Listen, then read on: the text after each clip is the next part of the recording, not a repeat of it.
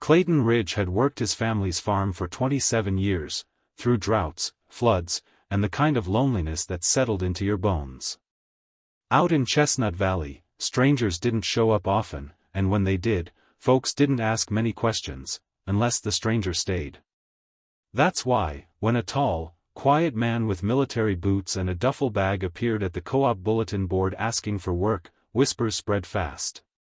Saw him cleaning a knife behind the barn, someone muttered. Doesn't blink when you talk to him, another added. Clayton didn't care. The man called himself Rafe, said little, worked hard, and never once looked over his shoulder. For Clayton, that was enough. After all, fences were breaking, coyotes were bold, and harvest was near. But as Rafe drove the final fence post into the earth, Clayton caught it, a glint of metal in his boot. Not rust. Military-grade steel. That night, just past midnight, Clayton was woken by the low growl of his cattle, restless, agitated. He grabbed his flashlight and stepped out into the dark, the air unusually still. Near the edge of the cornfield, he spotted Rafe, kneeling, motionless, eyes fixed on the tree line. Coyotes? Clayton asked. Rafe didn't turn. No, he said flatly. Too quiet for coyotes. The beam from Clayton's flashlight swept past a fence post and landed on a strange mark in the dirt, a boot print, deep and deliberate, pointing inward, not out. Rafe finally stood. You should lock the barn tonight, he added, walking off without explanation. At dawn, Clayton found the fence wire cut in 2 places, and his trail cameras disabled. But none of his livestock were missing. Just one thing had changed, a black drone, no larger than a hawk, lay shattered beneath the west tree. No tag. No blinking light. Just silence. Clayton brought the drone into his tool shed and examined it beneath a work lamp. The casing was matte black, seamless, military grade. No serial number, no company logo, just a single chip burned at the edges, like someone had tried to destroy it mid-flight. He showed it to Rafe over coffee. The man barely glanced at it. You didn't see that, he muttered, taking a long sip. You hear me? Clayton leaned in. What do you mean I didn't see it? This is my land. Rafe set the mug down slowly. Then it's your land that's being watched. Before Clayton could respond, Rafe pulled a folded paper from his pocket, a hand-drawn map of the valley, marked with XS, including one right over Clayton's barn. They think I'm alone, he said quietly. I'm not. The room fell silent as outside, 2 black SUVs passed down the dirt road, for the first time in years. By sunrise, the SUVs were gone, but their tracks weren't.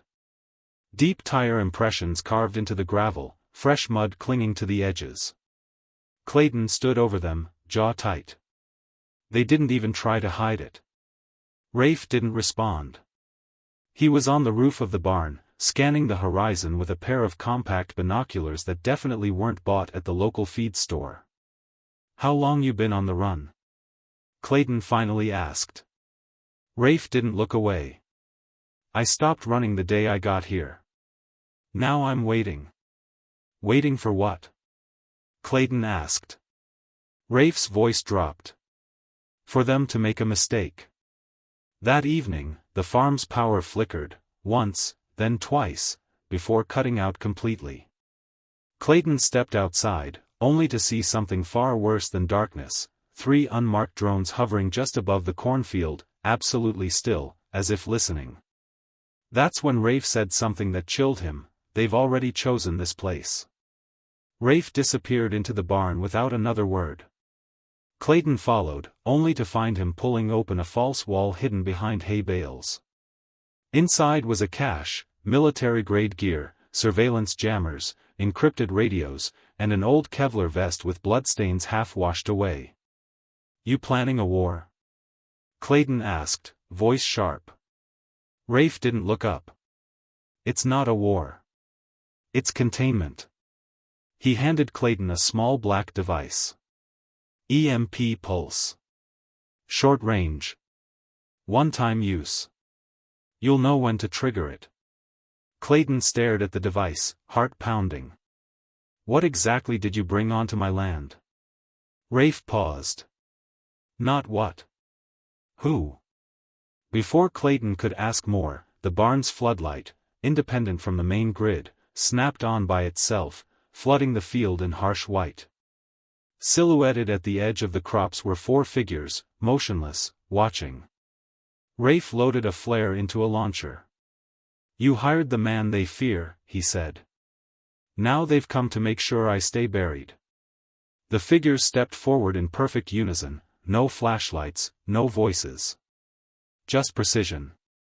Rafe raised the flare gun, fired once. The red streak tore through the sky, a warning, not a signal. The intruders froze, then slowly retreated into the corn as if melting into shadow. Clayton locked the barn doors behind them, heart hammering. You going to tell me what they are? He demanded. Rafe paced, jaw clenched. They're not military. Not government. Not anymore. They're off-grid. Private. Built to disappear people who don't. He paused, then looked Clayton dead in the eye. They're here because I left something behind. And I think they know I buried it under your land. Clayton stared at him. What did you bury?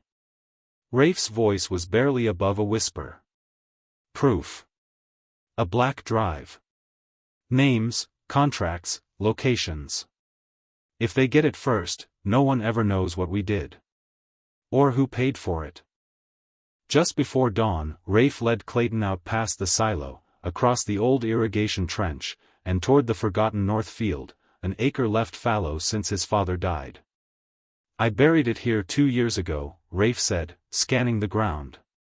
Didn't think I'd need to come back. They moved quickly, digging beneath an unmarked fence post. Within minutes, Clayton's shovel struck something solid. A watertight case, military issue. Rafe cracked it open. Inside lay a black hard drive, smaller than a phone, sealed in resin and wrapped in foil. This is the insurance, he said. Files from inside a program called Virex. Illegal weapons tests, disappearances, civilian exposure. Clayton stared at the drive, realization setting in. That's why they're here. Not for you, for this. Rafe nodded grimly. They don't care who dies, only that this never sees light. And as they stood, wind rising around them, both men knew they had just started a countdown. By the time they returned to the farmhouse, the signal was already gone. Phones dead. Internet router fried. Even the radio sat silent, emitting only static. They've started jamming everything, Rafe muttered, slipping the drive into a lead-lined pouch. Means they're close. Clayton peeked through the curtains, 2 black SUVs now parked by the old windbreak, no license plates, windows tinted darker than regulation allowed. A third vehicle idled at the main road, blocking exit. We're boxed in, he said. Rafe didn't argue. Instead, he laid out a topographic map of the farm, tapping a narrow ravine on the eastern edge. There's a drainage tunnel that runs under the fence line. We get this drive to Echo Division, they'll know what to do. Clayton frowned. And if we don't? Rafe zipped the pouch. Then this land becomes our grave. Outside, the cattle stirred again, restless, sensing a storm that wasn't made of wind. Night fell fast. Too fast. Clayton moved through the farmhouse with lights off, shotgun in hand, while Rafe set up motion sensors near the porch and back gate. Just after 10 p.m., the first sensor chirped, then went silent. They're testing us, Rafe said, crouched by the window. Seeing how we respond. Moments later, the barn erupted in light, flooded by tactical spotlights. Figures circled it, rifles in hand, moving without urgency. They think the drive's still hidden, Rafe whispered. Let them. Clayton's jaw tightened. There are animals in there.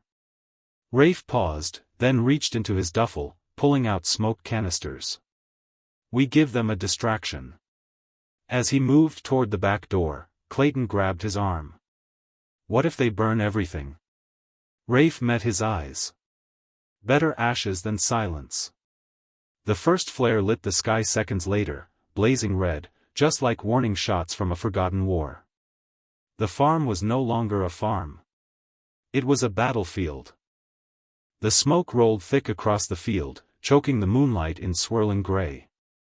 Through it, red laser sights flickered like insects, brief, precise, deliberate.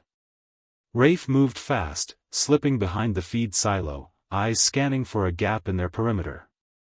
From the house, Clayton watched shadows shift along the tree line, too organized for local law, too quiet for mercenaries. Whoever these people were, they'd trained for this. And they were closing in. Rafe's radio clicked once. Then again. 3 clicks followed, short, sharp. A signal. Not from him. Someone else was out there. They've got inside comms, he whispered when he returned. Encrypted. Not civilian tech. Clayton opened the cellar hatch leading to the drainage tunnel. Then we go now? Rafe shook his head. Not yet. If we leave now, they'll follow. We need to make them think we're still here, long enough for that drive to get out. The real fight was just beginning. Rafe laid out the plan fast. We set the decoy in the truck, put Wade in the driver's seat, loop the ignition with wire, then set it rolling downhill toward the barn. That'll draw them in. Clayton hesitated. And us? Rafe handed him a flashlight modified with a red lens. We head for the ravine. Low, silent. 10 minutes after the truck moves. Together, they rigged the old pickup with sandbags, a flannel shirt, and a flashlight under the brim of a hat, just enough to resemble a silhouette. The truck creaked to life, gears grinding. It rolled slowly, bouncing down the dirt incline, headlights flickering. As it neared the barn, 3 lasers locked onto the windshield. Then came the shots, controlled bursts, no hesitation.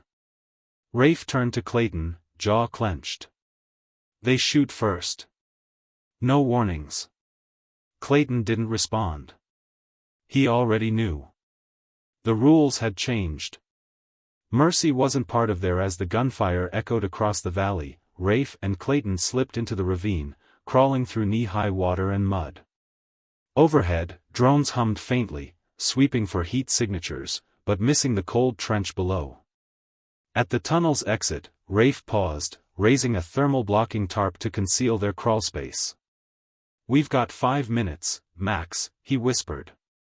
They climbed the final slope, reaching the edge of the eastern woods. Just as they caught their breath, a low chirp buzzed from Rafe's jacket. A second burner phone, one Clayton hadn't seen before, lit up with a single word, compromised. Rafe's eyes narrowed. Echo Division was breached. Clayton's voice dropped. Then who do we give the drive to? Rafe stared into the trees, jaw tight. There's one last name on the inside. If she's still alive, she's off-grid near Laramie. He held up the pouch. This doesn't just expose them. It proves who funded them. They hijacked an old ranch truck hidden beneath a tarp behind Clayton's neighbor's shed, engine sputtering, tires bald, but still able to move. Rafe took the wheel, eyes fixed on the dirt road ahead. Her name's Mara Lewin, he said. Former Intel analyst. Disappeared after blowing the whistle on a contract job that went dark. If anyone can get this drive to the right people, it's her. The night was quiet, but not safe. Every few miles, a blacked-out SUV sat parked along the highway's shoulder, as if waiting. They're not chasing, Clayton muttered. They're hurting. Rafe nodded. Toward a kill zone. At a fork near Dead Horse Creek, Rafe veered off-road, plunging the truck into thick timber. We take the fire roads. No GPS, no patterns. The headlights caught something nailed to a tree, a warning sign, riddled with bullet holes. Rafe didn't slow down. If Mara's out here, she's expecting us. The fire road narrowed into little more than a trail, brush scraping both sides of the truck. She's close, Rafe murmured, checking a hand-drawn map etched with compass marks and old military symbols. Suddenly, the engine sputtered, then died. Clayton reached for the ignition. Rafe grabbed his arm. "Don't move." A red laser dot hovered on the dashboard, trembling slightly. Then a voice echoed from the dark, "Step out." Slowly. Hands visible. Clayton obeyed, squinting into the trees. A figure emerged, slender, wrapped in camo, rifle steady but eyes sharp with recognition. "You're late," she said to Rafe. "And louder than I expected." "They're tracking us," Rafe replied. "We need to move." Mara Lewin didn't hesitate. She tossed a canvas tarp over the truck and motioned toward a path that wasn't visible until she moved a branch aside. "Follow me. If they're coming, we've got 15 minutes, maybe less." Mara led them through a winding footpath, barely wide enough for one person. They descended into a ravine where roots twisted overhead like grasping fingers. At the base, hidden beneath a fallen pine, was a steel hatch sealed with a biometric lock. "This is where I've been watching," she said, scanning her thumb. The hatch hissed open, revealing a command center carved into stone, satellite uplinks, solar backups, and a vault of encrypted tech. "We're not just uploading this drive," Mara said, eyes already scanning the contents. "We're detonating their firewall. If we do it right, their secrets go global, every screen, every inbox, every outlet." Rafe handed her the drive. "They'll come hard." Mara smirked. "They always do." Outside, the forest wind shifted, carrying a faint hum. "Drones." Mara's voice went cold. "You led them here, didn't you?" Rafe's reply was calm. "No. I let them follow." The trap was finally set. The first explosion hit the ridge, controlled, concussive, just as Rafe predicted. "Claymores," he said, watching dust rise. "Enough to slow them, not kill." Mara was already at the terminal, fingers dancing across keys. "I'm creating ghost uplinks, 1 traceable, 3 clean. They'll chase the decoy." Clayton stood near the hatch, shotgun ready, breath steady despite the rising tension. "How long do you need?" he asked. 6 minutes, Mara replied. Rafe handed Clayton a pair of night vision goggles. "They'll come from the south slope. You hold the flank." Clayton nodded. He'd never fought a battle, but something about this felt personal. Like defending something more than land. Through the dense brush, the first infrared signature appeared, silent, armored, fast. Rafe raised his rifle but didn't fire. "Wait for the second wave," he whispered. "The first is distraction." Inside, Mara whispered into her headset, "Uploading now." Outside, war was waiting to silence the truth. The second wave came harder, 4 figures in tactical black, silent and precise, flanking the ridge with military efficiency. Clayton, hidden behind a collapsed log, gripped his shotgun tighter. He wasn't a soldier. But he had something they didn't, home turf and something to fight for. When the lead operative stepped within range, Clayton fired. The blast knocked the man off balance, long enough for Rafe to move in and disarm the second with surgical precision. Inside the bunker, Mara's upload reached 63%. "They're triangulating our location," she warned. "If the signal cuts now, it's over." Rafe grabbed a jammer and tossed it into the trees, cutting off enemy comms temporarily. "Buy her time," he ordered. Clayton nodded and ran wide, drawing fire toward himself, heart thundering. Through the static in her earpiece, Mara heard a single phrase from Rafe: "Protect the truth. Whatever it takes." The bunker lights flickered, but the signal held.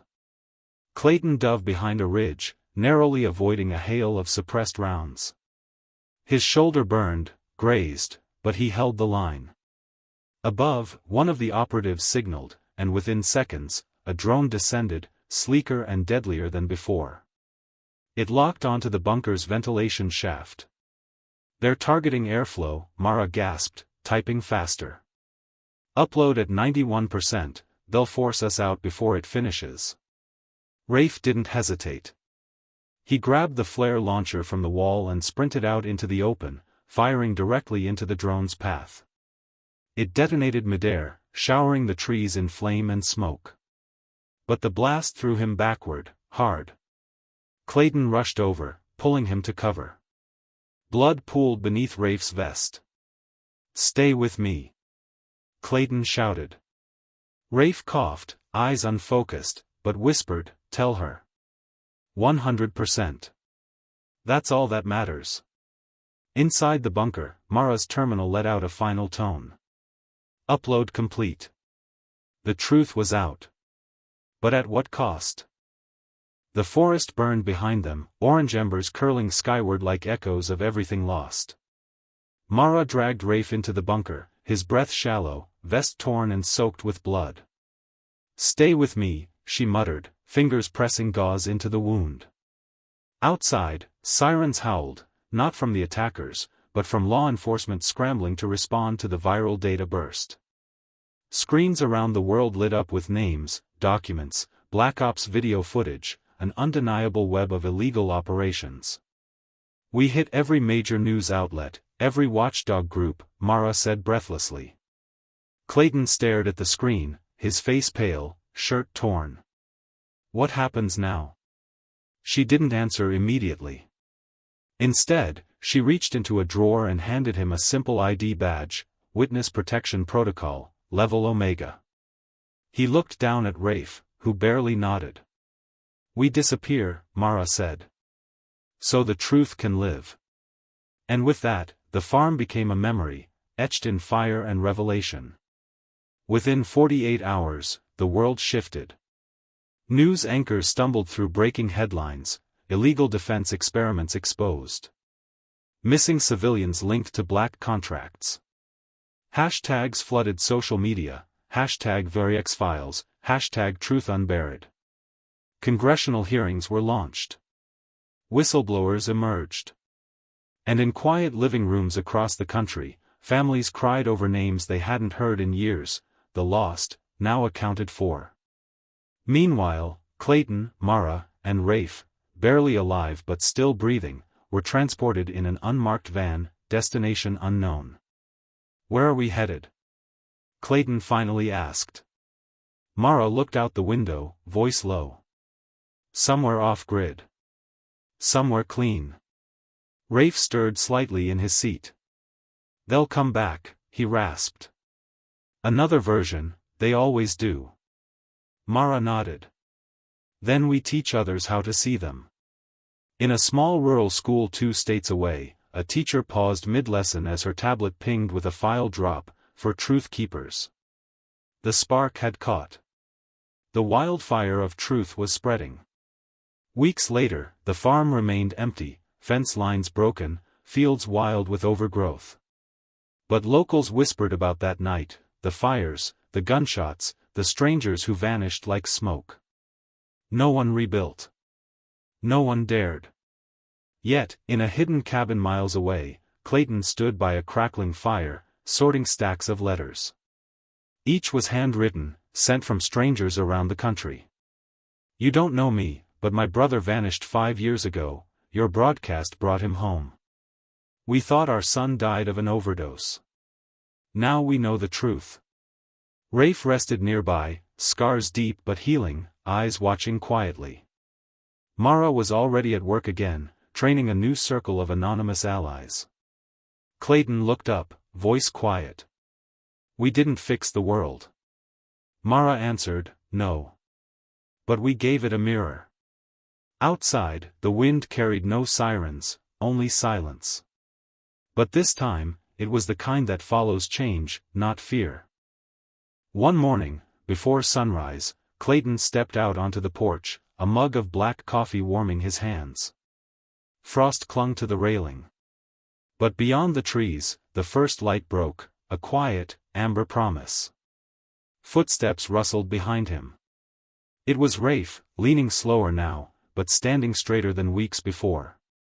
Another letter came, he said, holding out an envelope.